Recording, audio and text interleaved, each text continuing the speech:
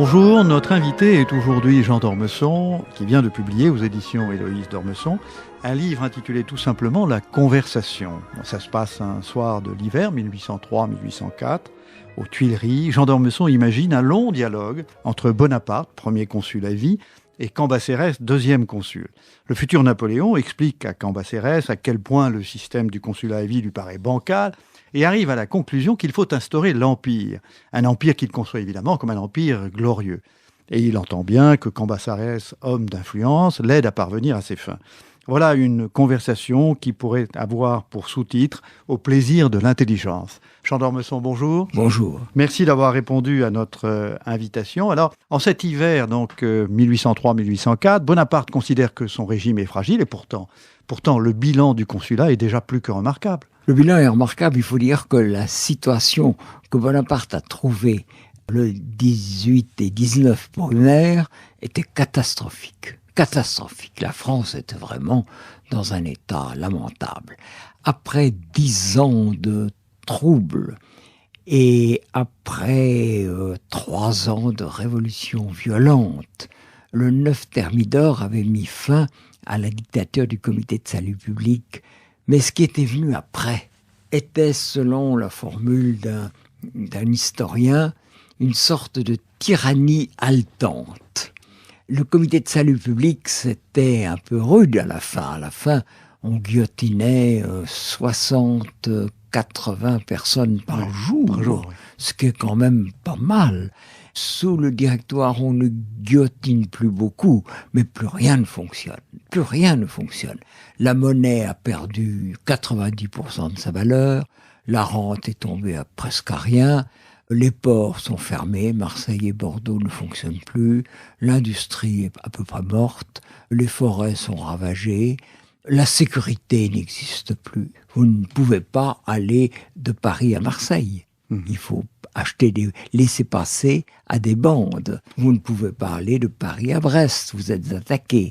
Et donc, en 1 an ou en 2 ans, Bonaparte rend confiance et espérance aux Français. Il remet la France sur les rails, quoi. Il remet la France sur les rails, et il faut dire qu'il ne viole à aucun moment le peuple français. Qu'il adore. Le peuple français l'adore, le vénère. Il y a 3 référendums qui se succèdent, l'un pour le consulat, l'autre pour le consulat à vie, avec droit de choisir son successeur. C'est quand même inouï. Et un 3e pour l'institution de l'Empire. À chaque fois, c'est 3,5 millions de voix contre quelques milliers. En Vendée, Bonaparte combat les Chouans. En Vendée, il a, je ne me rappelle pas le chiffre exact qui est dans la conversation, il a 17 ou 37 000 voix contre quelques centaines.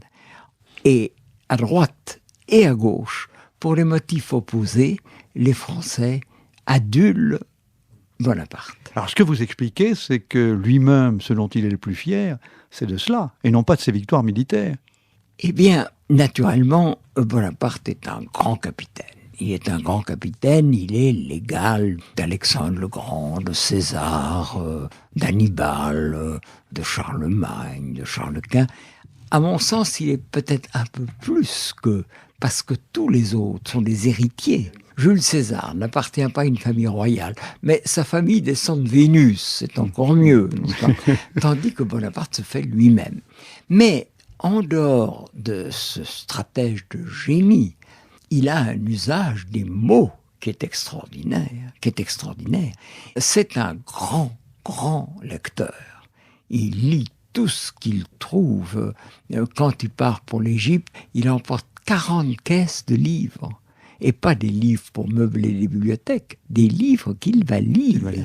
Il a une mémoire stupéfiante. Dans l'Empire, au cours de l'Empire en 1808 ou 1909, il y a une discussion sur un point de droit et il récite un extrait des Digestes de Justinien.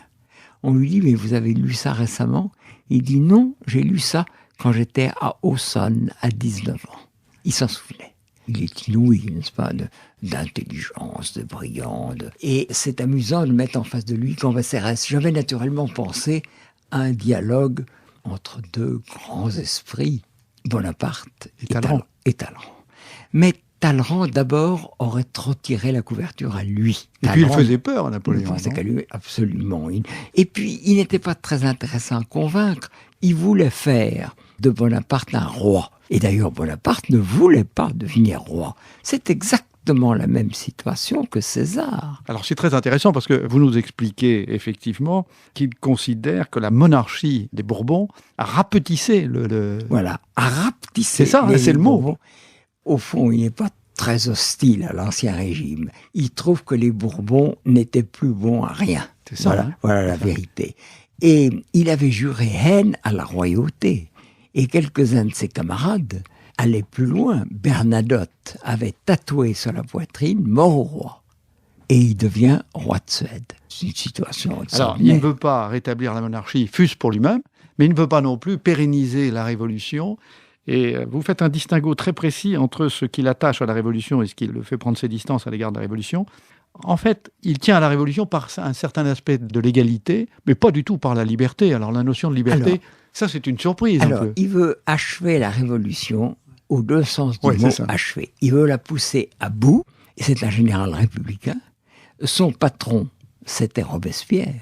Et ils vont donc, et il est très attaché aux conquêtes de la Révolution. Et en même temps, il veut achever la Révolution, il veut mettre fin au désordre. À quelle conquête est-ce qu'il est attaché? Il pense que la liberté, c'est de la frime. Il pense que ce que veulent les Français, c'est l'égalité.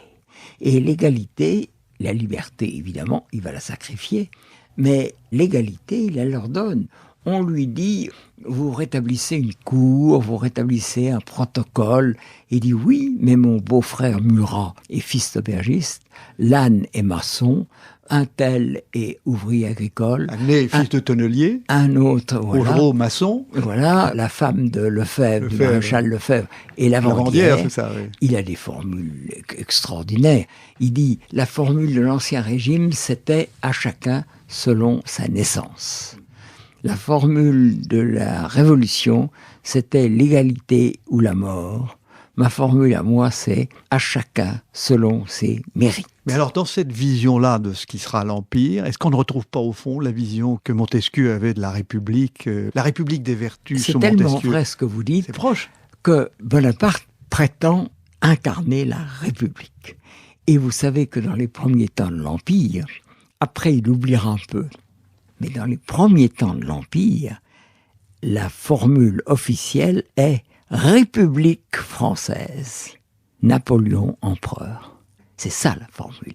Et alors après, évidemment, Napoléon va être pris par la fameuse hubris des Grecs, la folie, l'orgueil, et il va aller en Espagne où ça va aller déjà mal, et il va aller en Russie où ça sera catastrophique. Mais dans cette vision de la République-là, on pense plus tard au général de Gaulle, au fond, quelque part. Bien sûr, il y a les mêmes formules, n'est-ce pas? Il a les formules de Gaulle, ou de Gaulle a les formules de Bonaparte.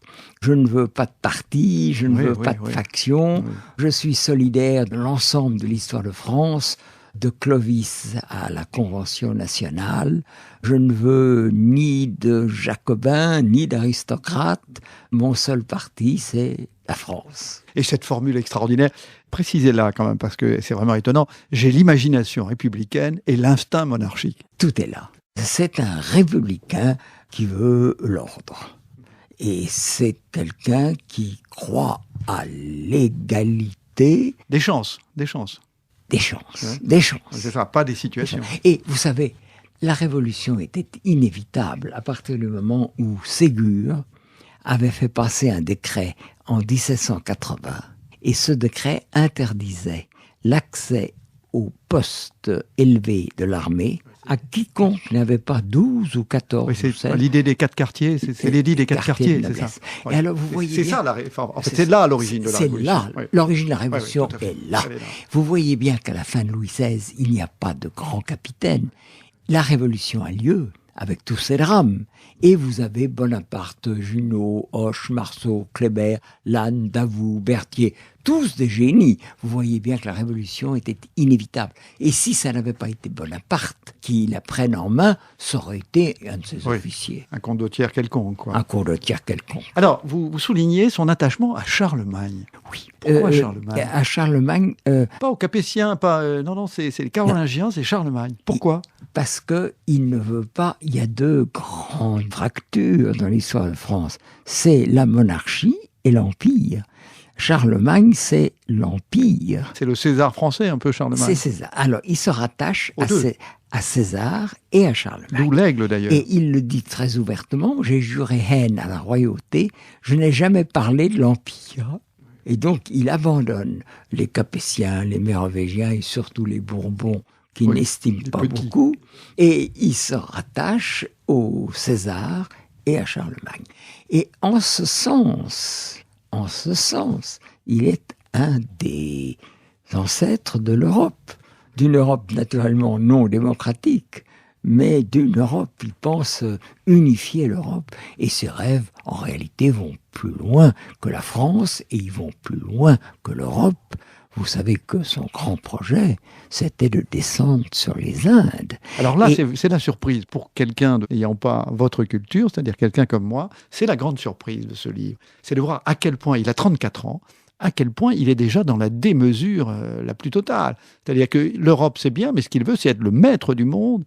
Mais alors, est-ce que vous ne tordez pas le cou, là, à une idée reçue qu'on nous a presque tous enseignée, que finalement, si Napoléon a été entraîné sous l'Empire à faire guerre sur guerre, ça n'est pas parce qu'il le souhaitait et qu'il le voulait, mais parce qu'en fait, il y a eu une coalition intraitable. Alors qu'en fait, quand on lit la conversation, on se dit que c'était écrit, quoi. C'était écrit, parce que les termes sont explicites. Je veux dominer le monde entier. Si on me laisse le faire, tant mieux. Si on ne me laisse pas le faire, je ferai la guerre. Oui, c'est ça. Donc, c'était écrit. C'est écrit et il se trompe sur un point.